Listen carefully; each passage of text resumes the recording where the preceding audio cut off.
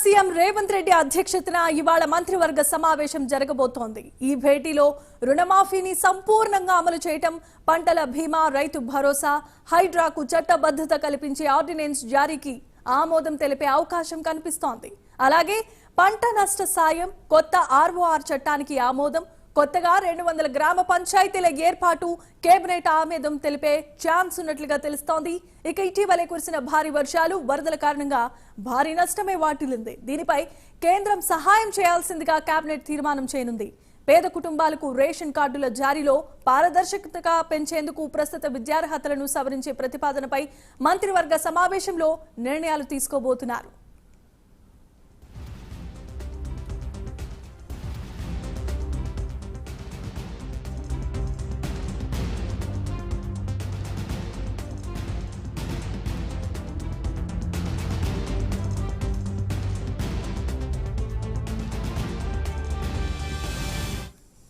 ఇక మరోవైపు తెలంగాణలో కుల గణనను 3 నెలల్లోగా పూర్తి చేయాల్సిందిగా హైకోర్టు ఆదేశాలను జారీ చేసింది.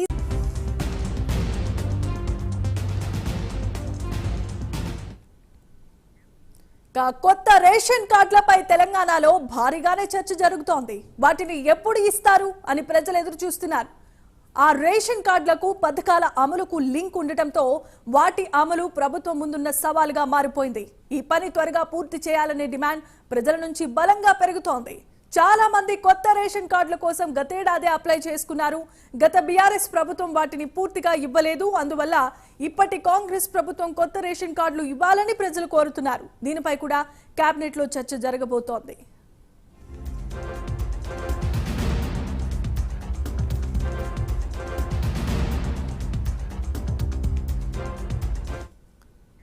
ఇక ఇదే అంశానికి సంబంధించి మరిన్ని అప్డేట్స్ ను మా ప్రతినిధి చందు అందిస్తారు. చందు, చెప్పండి.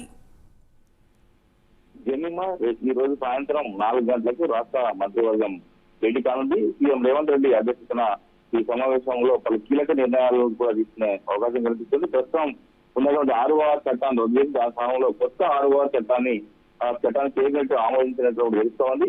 అదేవిధంగా విద్యా వ్యవసాయ కమిషన్లకు ఇప్పటికే చైర్మన్లను నియమించారు. ముఖ్యంగా విద్యా కమిషన్ కు ఆగునూరు మురళి, అదేవిధంగా వ్యవసాయ కమిషన్ చైర్మన్ కోదండరెడ్డిని నియమించారు. ఈ 2 కమిషన్లకు చట్టబద్ధత కూడా కేబినెట్ లో ఇవ్వబోతున్నారు. మరోవైపు చూసినట్టయితే తెలుగు యూనివర్సిటీకి సూరవరం ప్రతాప్ రెడ్డి, కోటి ఉస్మానియా మహిళా యూనివర్సిటీకి సాగల ఐలమ్మ పేర్లను పాటు కొండా లక్ష్మణ్ బాపూజీ యూనివర్సిటీ పేర్లు కూడా పెట్టారు. దీనికి సంబంధించి పేర్లపై కూడా కేబినెట్ లో చర్చిస్తారు, అది ఆమోదిస్తారు. మరోవైపు చూసినట్టయితే రాష్ట్రంలో రేషన్ కార్డుల సంబంధించి చాలా కాలంగా ప్రజలంతా కూడా ఎదురు చూస్తూ ఉన్నారు. గత బీఆర్ఎస్ ప్రభుత్వం 10 ఏళ్ల అధికారంలో ఉన్నప్పటికీ రేషన్ కార్డు ఇవ్వలేదనేటువంటి విమర్శలు అయితే ఉన్న నేపథ్యంలో ఈ ప్రభుత్వం వచ్చిన తర్వాత ప్రజాపాలన కింద దరఖాస్తులు తీసుకున్నారు. అయితే మరోసారి అక్టోబర్ 2 నుంచి కూడా రేషన్ కార్డులకు సంబంధించి దరఖాస్తులు కూడా ప్రభుత్వం తీసుకోబోతుంది. మొత్తం 6 నుంచి 8 లక్షల కొత్త రేషన్ కార్డులు ఇవ్వాలని కూడా ప్రభుత్వం భావిస్తుంది. దీనికి సంబంధించి కూడా కేబినెట్ లో విధానాలు కూడా ఖరారు చేయబోతున్నారు. మరోవైపు చూసినట్టయితే హెల్త్ కార్డుల విషయంలో కూడా మంత్రిమండలిలో తెలుస్తోంది. ముఖ్యంగా సాధారణ ప్రజలకు హెల్త్ కార్డులు ఇవ్వాలి, ఖచ్చితంగా వాళ్ళ ఆరోగ్యాన్ని కాపాడాలనే ఉద్దేశంతో ఆరోగ్య కార్డుల పంపిణీపై కూడా కేబినెట్ కీలక నిర్ణయం తీసుకోబోతోంది. మరోవైపు హైడ్రా ప్రస్తుతం రాష్ట్రంలో హాట్ గా మారింది. హైడ్రాపై తీవ్ర విమర్శలు వస్తున్నప్పుడు కూడా ప్రభుత్వం మాత్రం చాలా దూకుడుగా హైడ్రాపై ముందుకెళ్తుంది. అయితే హైడ్రాకి చట్టబద్ధత తీసుకొచ్చి ఆర్డినెన్స్ ఇచ్చే అంశంపై కూడా కేబినెట్ లో చర్చించబోతున్నారు. ప్రస్తుతం 99 జీవో ద్వారా మాత్రమే హైడ్రా కొనసాగుతుంది. దీనికి చట్టబద్ధత కల్పించేలా ఆర్డినెన్స్ కూడా ఇవ్వబోతున్నారు. మరోవైపు రైతుల సంక్షేమంపై కూడా ప్రత్యేకమైన ఫోకస్ కూడా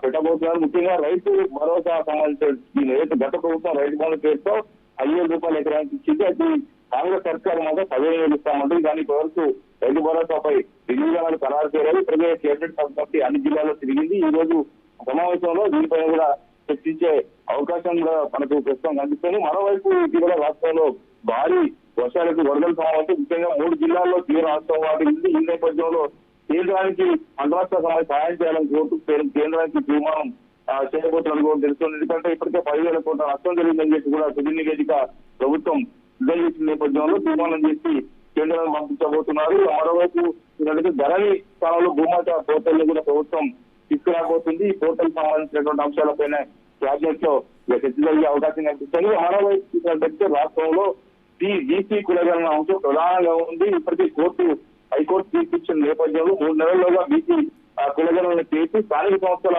ఎన్నికల వెళ్ళలో కూడా ప్రభుత్వం భావిస్తుంది. ఎందుకంటే బీసీ కులగణన చేసిన తర్వాత రిజర్వేషన్ ఖరారు చేయాల్సి ఉంటుంది కాబట్టి ఆ తర్వాత ఎన్నికలకు వెళ్లాల్సి ఉంటుంది కాబట్టి ప్రభుత్వం కూడా దీనిపైన ఈ కేబినెట్ భేటీలో చర్చించబోతుంది. దీంతో పాటు పలు అంశాలు రాష్ట్రంలో రాజకీయ పరిణామాలపై కూడా కేబినెట్ భేటీలో చర్చకు వచ్చే అవకాశం కనిపిస్తోంది. Jemimah, thanks for the updates Chandu.